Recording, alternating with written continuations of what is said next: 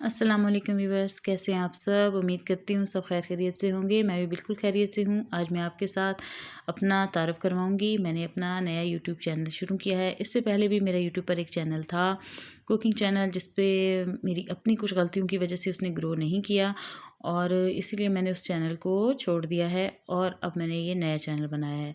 इस चैनल पे मैं आपके साथ पहले इसी तरह बैठ के थोड़ी देर गपशप करूँगी, यानी कि आपको मोटिवेट करूँगी मुख्तलिफ़ टॉपिक्स पर, मुख्तलिफ़ अपनी लाइफ़ स्टोरी के बारे में। और वो बच्चियाँ जिनकी नई नई शादी हुई है उनको मोटिवेट करूँगी, जिनके न्यूबॉर्न बेबी हुए हैं उन्हें मोटिवेट करूँगी, क्योंकि मेरे पास बहुत ज़्यादा एक्सपीरियंस है, तजर्बा है। इसके अलावा हम मुख्तलिफ़ टॉपिक पे बात भी करेंगे और साथ में मैं आपके साथ मज़ेदार किस्म की रेसिपीज़ भी शेयर करूँगी। और आपने मुझे बताना है कि आपको किस किस्म की जो है वो बातें पसंद हैं। मेरा कहने का मतलब ये है कि आपके साथ जो कोई भी मसले मसाइल हों, आप कमेंट्स में मुझसे उसका ज़िक्र करें, मैं इंशाल्लाह उस पे आपसे बातचीत करूँगी और समझाने की, मोटिवेट करने की पूरी कोशिश करूँगी। मेरे पास बहुत एक्सपीरियंस है।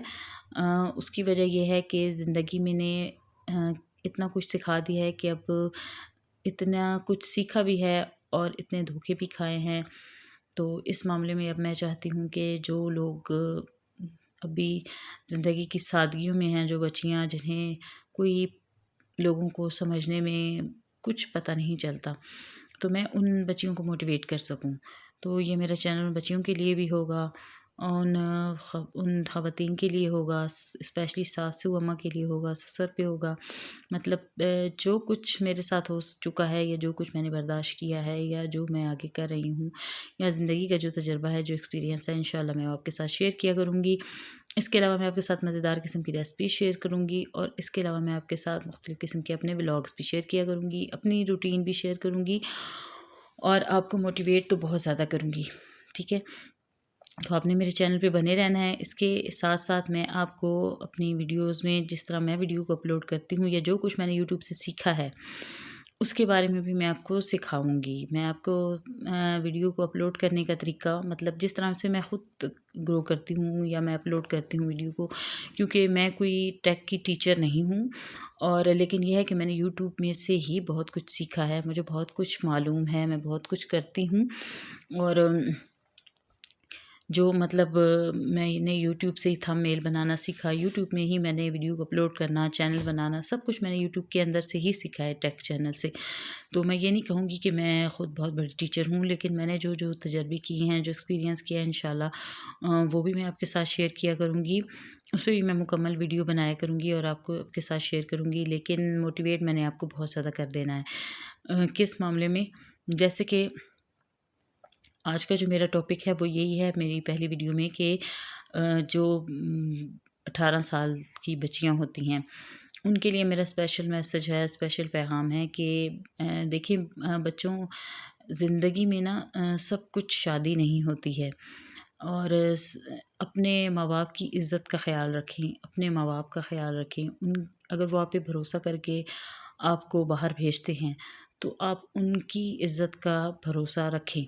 क्योंकि जब एक वालिदैन इतनी मेहनत से आपको पालते हैं, बड़ा करते हैं, तो आपको ये यकीन रखना चाहिए कि वो आपको कभी भी किसी गलत हाथ में नहीं जाने देंगे। उनकी इज़्ज़त को सँभाल के रखें और ज़िंदगी में कुछ बनें, आगे बढ़ें, कुछ बनें। शादियाँ हर किसी की हो जाती हैं, गरीब की भी हो जाती है, अमीर की भी हो जाती है, ठीक है? तो ज़िंदगी में सब कुछ शादी या ये बॉयज़ नहीं होते, ये जो इश्क का भूत होता है ये 4 दिनों का होता है, ठीक है? जब शादी के बाद पहला बेबी होता है तो उसके बाद ये सारा भूत उतर जाता है, कुछ भी हासिल नहीं होता इसके बदले। तो मेरा आप लोगों के लिए स्पेशल मैसेज ये है कि बेटा, मेरी बेटियों, मेरी बच्चियों, बहनों, कि करो शादी, हक है, ठीक है? हक अदा अगर माँ बाप कर रहे हैं तो आप उन्हें ही ये मौका दो, क्योंकि ज़िंदगी में जो आने वाला अब दौर है ना, जो अभी जो ये दौर चल रहा है, इस दौर में कोई किसी से सच्ची लगन नहीं करता, हर कोई टाइम पास करता है। तो आप अपनी इज़्ज़तों को, अपने वालिदैन की इज़्ज़तों को यूँ पामाल ना करें किसी के कहने पर भी, किसी की बातों में ना आएँ। आप कुछ बनें, पहले बन के और उसके बाद आप अपनी ख्वाहिश का इज़हार करें। अपने वालिदैन को, अपने पेरेंट्स को एतमाद मिले, ठीक है। और दूसरा मेरा मैसेज ये है कि बच्चियाँ जो वैन में जाती हैं, गाड़ी में जो जाती हैं ना वैन में, उन बच्चियों के लिए स्पेशल मैसेज ये है कि प्लीज़ अपनी गाड़ी का ड्राइवर चाहे बुज़ुर्ग है, चाहे जवान है, चाहे दरमियानी उम्र का है, आप उनके साथ ज़्यादा फ्री ना हों। अपने आप को सीरियस रखें, अपने चेहरे पर एक रोब रखें, ठीक है, और गुस्से में रहें, ताकि देखने वाला बंदा जो है वो समझे कि ये बच्ची जो है काफ़ी अंदर से मैच्योर है, इसको हर चीज़ की समझ है। जो बच्चियाँ फ़ौरन गाड़ी के ड्राइवर के साथ फ्री हो जाती हैं या फिर फ़ौरन इतनी भोली बन जाती हैं कि उन्हें किसी बात का पता नहीं चलता, तो उस भोलेपन का भी जो है ना गाड़ी वाले ड्राइवर फ़ायदा उठाते हैं। तो इसलिए बच्चियों को मेरा ये स्पेशल पैगाम है कि आप गाड़ी में जाएँ तो किसी ड्राइवर के साथ आप फ्री ना हों, गपशप ना करें, गाड़ी वाले से ये ना कहें कि आप फ़लाना म्यूज़िक लगा दें, आप हम बोर हो रही हैं, या हमने बाहर से कोई चीज़ खानी है तो आप इतना किराया लेते हैं तो आप हमें ये चीज़ खिला दें। नहीं, बिल्कुल आप उन पे अपनी लालच ना ज़ाहिर करें, अपने काम से काम रखें, सुकून से बैठ के जाएँ और इतनी बात का जितनी कोई करे उतनी बात का जवाब दें और रोब में रहें। और ये कोशिश करें कि आखिर गाड़ी में ना आखिर में उतरने वाली लड़की एक अकेली ना हो, आपके साथ कोई ना कोई हो, ठीक है। लेकिन सारे गाड़ी वाले गलत भी नहीं होते, गलत वही होते हैं जिनके साथ बच्चियाँ खुद थोड़ी सी ओवर हो जाती हैं, बच्चियों को समझ नहीं आती है। तो आप लोग अपनी इज़्ज़तों की हिफाजत खुद करें बेटा, ज़िंदगी में कुछ बने, कुछ बनने के बाद यही कुछ हासिल होता है। देखिए, इश्क जो है वो दौलत पे हावी हो जाता है, दौलत है तो इश्क है, दौलत नहीं है तो इश्क नहीं है। क्यों? उसकी वजह यह है कि ज़िंदगी में शादी के बाद आपको तमाम सहूलतें चाहिए। अगर आप सहूलतें क्यों चाहिए? अगर आप खूबसूरत लगेंगी अपने शौहर को, आपके पास पैसा होगा तो आप तैयार होंगी, आपके पास पैसे होंगे तो आप अच्छे ब्रांड के सूट पहनेंगी, बन-ठन के आएँगी सामने तो अपने हस्बैंड को अच्छी लगेंगी, ठीक है। लेकिन जब आपके पास पैसा ही नहीं होगा तो आप कहाँ से बनेंगी संवरेंगी और कहाँ से आप तैयार होंगी? फिर तो आप अपनी हालत भी ठीक नहीं करेंगी। और गंदी हालत में जो इन बाहर के लड़कों का जो इश्क होता है वो सिर्फ़ उस वक़्त तक होता है जब तक कि लड़की जो है ना वो एक बनी संवरी हुई मिलती है उन्हें। जब उन्हें बनी संवरी हुई लड़की ना मिले तो उनका इश्क ख़त्म हो जाता है, फ़ौरन दूसरी की तरफ वो अट्रैक्ट हो जाते हैं। और अपने अखराजात खुद उठाए ना लड़कियां, दूसरों पे इंडिपेंडेंट ना हों, मतलब अपने शोहर पे नज़र ना हो उनकी कि मैं जो हूँ खुद ही कमाऊंगी, अपनी ज़ात पे खर्च करूंगी, उसके बाद आप शादी करें। आप देखें आपकी लाइफ कितनी खूबसूरत गुजरती है, क्योंकि जब आप अपनी तमाम ख्वाहिशें खुद पूरी करेंगी, अपने सूट, अपने अखराजात जो आप चाहेंगी आप मिलेगा आपको, तो आप खुद ख़रीद लेंगी तो वो आपका रिलेशन भी बहुत अच्छा चलेगा। इसलिए ज़िंदगी में तालीम को अहमियत दें, कुछ बनने के बाद अपनी शादी का फ़ैसला करें। तो ये था मेरा आज का छोटा सा टॉपिक। और इसके अलावा जो है ना 18 साल की उम्र में शादियां ना करें, क्योंकि आप समझ रही होती हैं कि बस शादी के बाद ये शादी हो गई, सूट पहन लिया, शादी हो गई, तैयार हो गए, बस यही कुछ है ज़िंदगी। नहीं, असल ज़िंदगी शादी के बाद शुरू होती है। तो असल जो होता है ना ज़िंदगी का मकसद, वो शादी के बाद शुरू होता है। और जो नई बच्चियां होती हैं उन्हें कुछ पता नहीं होता, कुछ आइडिया नहीं होता कि आगे जो लोग बैठे हुए हैं वो ज़िंदगी का एक तजर्बा लेके बैठे हुए हैं और वो हमें किस किस तरीके से हमारा इस्तेमाल करेंगे और हमारे भोलेपन का ये इस्तेमाल करेंगे। ज़रूरी नहीं कि सबको ऐसा ही मिले, लेकिन आजकल यही कुछ हो रहा है बच्चों, यही कुछ हो रहा है। अब एक लड़की जो जिसका भी पिछले दिनों कत्ल हुआ है, अब सगी खाला ने उसका कत्ल किया है, ठीक है, सगी खाला ने उसके टुकड़े टुकड़े कर दिए हैं। तो अभी इन माँ बाप कहाँ जाएं, क्या करें बेटियों के बारे में। तो बेहतर है कि अपने वालिदैन को भी एतमाद मिलें और ख़ुद भी कुछ बने, ज़िंदगी में कुछ कमाएं, कुछ बने, बस दूसरों पे इंडिपेंडेंट ना हों, कुछ बन के उसके बाद शादी करें, उसके बाद आपकी ज़िंदगी भी खूबसूरत और सुकून से गुजरेगी। तो ये था मेरा छोटा सा मैसेज। इसके बाद मैं आपके साथ अपनी मज़ेदार किस्म की रेसिपी शेयर करूँगी। आपने मेरी रेसिपी को भी देखना है, वीडियो को लाइक करना है, चैनल को सब्सक्राइब करना है और ज़्यादा से ज़्यादा मेरे चैनल को सपोर्ट करना है। मैं इंशाल्लाह आपको मोटिवेट करती रहूँगी और भी मैं अपनी ज़िंदगी की स्टोरियाँ आपके साथ शेयर करूँगी। जो मेरे साथ हुआ मैं वो सब आपके साथ शेयर करूँगी, लेकिन उस सूरत में जब आप मेरी वीडियो को लाइक करेंगे, शेयर करेंगे और सब्सक्राइब करेंगे। उम्मीद है आपको मेरी वीडियो अच्छी लगी होगी। आगे जाके आप मेरी अब रेसिपी को एंजॉय कीजिएगा। ओके, बिस्मिल्लाहिर्रहमानिर्रहीम। शुरू अल्लाह के नाम से। अस्सलाम वालेकुम व्यूअर्स, बिस्मिल्लाहिर्रहमानिर्रहीम। आज मैं बना रही हूँ गजरेला, जो कि बहुत ही ज़बरदस्त बनने वाली रेसिपी है। मैं आपको मुकम्मल तरीका इसका सिखाऊंगी, मैं किस तरीके से बनाती हूँ। ये भी आपको बताऊंगी, और ये बताऊंगी कि प्रेशर कुकर में बनाने से इसके फ्लेवर में क्यों फ़र्क आता है और क्यों नहीं अच्छा बनता। अगर आपको देगी स्टाइल शादियों वाला गजरेला खाना है तो आप बिल्कुल इस तरीके से बनाइएगा जैसे अभी मैं बना रही हूँ, तो आपका गजरेला बिल्कुल परफेक्ट बनेगा। सबसे पहले मैंने 2 किलो गाजरें ले ली थी, इनको छील के पील करके और धो लिया। उसके बाद मैंने इन्हें कद्दूकश कर लिया। अच्छा, कद्दूकश आप करने के लिए जो चीज़ भी आप इस्तेमाल करेंगी, मतलब मेरे पास तो अभी जो है कद्दूकश करने वाला, मैं अभी आपको दिखाती हूँ। इसकी ना 2 साइडें होती हैं, एक साइड जो है काफ़ी मोटी होती है और एक साइड काफ़ी बारीक होती है, मतलब बड़े सुराख होते हैं एक साइड के ना।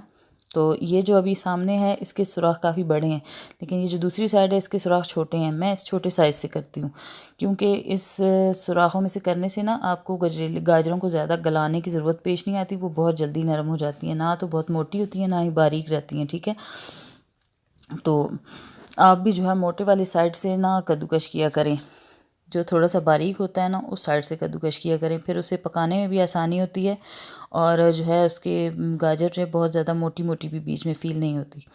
ठीक है, तो बहुत आसानी से पक जाता है। ये देखिए, मैंने इस साइड से जो किया था वो इतना मोटा पीस निकला था, तो इसीलिए फिर मैंने दूसरे छोटे साइज़ जो इसकी सुराख है ना छोटी साइड वाले, तो फिर मैंने उस साइड से इसको कद्दूकश किया था। तो ये इसीलिए मैं आपको दिखा रही हूँ कि जो है ना इस साइड से करने से ये फ़र्क आता है। ठीक है, ये जो यहाँ से मैंने किए हैं वो ये इस तरह बारीक निकले, लेकिन जो मैंने दूसरी साइड से किए थे वो इतना मोटा पीस था। ठीक है, इस तरह करके अभी हम इसे पकाना शुरू करते हैं। इसको पकाने के लिए सबसे पहले मैंने बड़ा सा पतीला, बड़ा इसलिए लिया है क्योंकि इसमें जब दूध डालना है तो फिर उसे बॉयल भी आता है। ठीक है, तो दूध बाहर गिरे ना, इस वजह से। अभी सबसे पहले मैंने इसमें 1 चम्मच जो है ना वो घी का डाल दिया, नॉर्मल घी, डालडा घी जो भी हो, थोड़ा सा ही घी डालना है इसमें हम गाजरें करेंगे फ्राई। गाजर को फ्राई करने से ये ना सिर्फ नरम हो जाएंगी बल्कि इसके अंदर जितना पानी होगा वो भी जो है ना ड्राई हो जाएगा। हमने उस पानी को भी ड्राई करना है और गाजरों को भी फ्राई करना है। गाजर फ्राई करने से एक तो इसका जायका बहुत ज़बरदस्त हो जाता है गजरेले का, और दूसरा ये बहुत जल्द नरम पड़ जाती हैं। और गाजर को प्रेशर कुकर में पकाने की कोई ज़रूरत नहीं है, ये प्रेशर कुकर के बगैर वैसे ही आप नॉर्मल जब इसका सालन पकाया जाता है तो ये बहुत जल्द सॉफ्ट हो जाती हैं। इसके अंदर अपना इतना पानी होता है तो इसको प्रेशर देने की ज़रूरत ही नहीं है। और अगर अगर आप प्रेशर कुकर में से पकाएंगे तो उसका एक अलग जायका आएगा। ठीक है, वो फ्लेवर जो है ना उसमें नहीं आता। जो देगी स्टाइल है ना, जो शादियों वाला पकाने का तरीका है, वो प्योर यही तरीका है कि आपने गाजरों को पहले फ्राई करने। और मैं आँच आपको दिखा रही हूँ मैंने कितनी फ्लेम रखी है इसकी, दम वाली फ्लेम पे रख के, और ऊपर इसका ढक्कन लगा के मैं ऐसे 5 मिनट के लिए छोड़ दूँगी। हर 5 मिनट के बाद मैं इसमें चम्मच हिलाऊँगी। जब तक इसको मैंने फ्राई करना है तब तक जो है ना ये इसका पानी अंदर सारा ड्राई ना हो जाए। और ये आपको कैसा पता चलेगा कि इसका पानी ड्राई हो चुका है, वो आपको इस तरह पता चलेगा कि जब आप इसमें चम्मच हिलाएंगे और ये हल्का सा नीचे लगा हुआ होगा ना, तो आपको नीचे चिपकना शुरू हो जाए पैंदे के साथ, तो तब समझ जाएं कि अभी हमारी जो है गाजरें, उन्होंने जो उतना पानी जितना छोड़ा था वो सारा जो है ना ड्राई हो चुका है। और यहाँ पे गाजरें देखें खुद ही कितनी ज़्यादा सॉफ्ट हो चुकी हैं। अब मज़ीद इसको तो गलाने के लिए किसी प्रेशर कुकर की ज़रूरत नहीं है। ठीक है, लेकिन प्रेशर कुकर में भी जल्दी बन जाता है, लेकिन फ्लेवर वो नहीं आता। अब यहाँ पे मैंने लिया है 2 किलो गाजरें थी तो मैंने इसमें 2 ही किलो दूध लिया है। ठीक है, 2 लीटर दूध मैंने इसमें ऐड कर दिया है। अब ये जो है ना यहाँ पे काम ये करना है कि आपने इसके ऊपर ढक्कन तो लगाना है, लेकिन फ्लेम को नॉर्मल रखना है, बहुत हाई फ्लेम नहीं होनी चाहिए। और साथ में से हर 5 मिनट के बाद आपने देखते रहना है, क्योंकि बाज़ औक़ात ऐसा होता है कि ऊपर रख के तो कोई और काम करो तो इसमें दूध है ना, तो इसको बॉयल तो आना ही आना है। इस वजह से मैंने इसके लिए गहरा बर्तन इस्तेमाल किया, गहरा पतीला इस्तेमाल किया, ताकि इसको जब बॉयल आए भी तो दूध बाहर की तरफ ना गिरे ना, क्योंकि दूध को जब भी बॉयल आता है तो चाहे वो थोड़ी मिकदार में क्यों ना हो, उसने पतीले से बाहर तो ज़रूर ही गिरना होता है। तो इस मकाम पे आपने इसको थोड़ा सा ख्याल रखना है कि ढक्कन जो है वो थोड़ा सा एक साइड से उसमें भाप बाहर निकलने का रास्ता छोड़ के आपने ढक्कन इस पे लगाना है, और तब तक इसे पकाना है जब तक ये दूध जो है ना इसमें अच्छे तरीके से ड्राई ना हो जाए। अब दूध इसका ड्राई होने के करीब आया है तो मैंने इसमें चीनी आप इसमें हस्बे ज़रूरत डाल सकते हैं। मैंने तो इसमें जो है ना 1.5 पाव चीनी ऐड की है। ठीक है, 1 पाव, 1 बड़ा कप भर के और 1 हाफ़ कप मैंने इसमें ऐड किया है। अब इसे थोड़ी देर पकाना है जब तक इसका पानी ड्राई ना हो। ये पानी, चीनी का पानी जो है ना, चीनी भी पानी छोड़ती है। ठीक है, तो वो जब ड्राई हो जाएगा थोड़ा सा पकने के करीब आएगा तो उसके बाद मैं इसमें क्या ऐड करूँगी वो मैं आपको आगे जाके बताती हूँ। ये देखिए इस तरह आपने 7-7 चम्मच हिलाते रहना है, इसकी साइडों से भी किनारों से भी इसे रिमूव करते रहना है। और इस दौरान अगर आपको वीडियो अच्छी लगती है तो जल्दी से वीडियो को लाइक कर दें, जिन लोगों ने सब्सक्राइब नहीं किया वो सब्सक्राइब कर दें, और जो कर चुके हैं उनका तहे दिल से शुक्रिया। अब यहाँ पे मैंने इसमें देसी घी ऐड किया, ठीक है। देसी घी हस्बे ज़रूरत आप ऐड कर सकते हैं इसमें। बाज़ औक़ात ये भी किया जाता है कि एंड में अपने पास रखें तो उसमें डालें, लेकिन मैं एक ही जगह पे ना सारे में ऐड कर दूँगी। अब यहाँ पे ख़ास टिप ये है कि अगर आपने गजरेले को पका के रखना है तो आपने इसे बिल्कुल ड्राई नहीं करना, लेकिन अगर आपने उसी वक्त ही सारा खाना है, सबको फैमिली बड़ी है और उसी वक्त ही सारा सर्व कर देना है, तो आप इसे थोड़ा ड्राई कर दें। मैंने इसमें थोड़ा सा जो है ना हल्का हल्का सा मॉइस्चर छोड़ा था, थोड़ा नरम रहने दिया था, क्योंकि बाद में जब इसे खाने के लिए गर्म किया जाता है तो उस वक्त ये मुकम्मल ड्राई हो जाता है।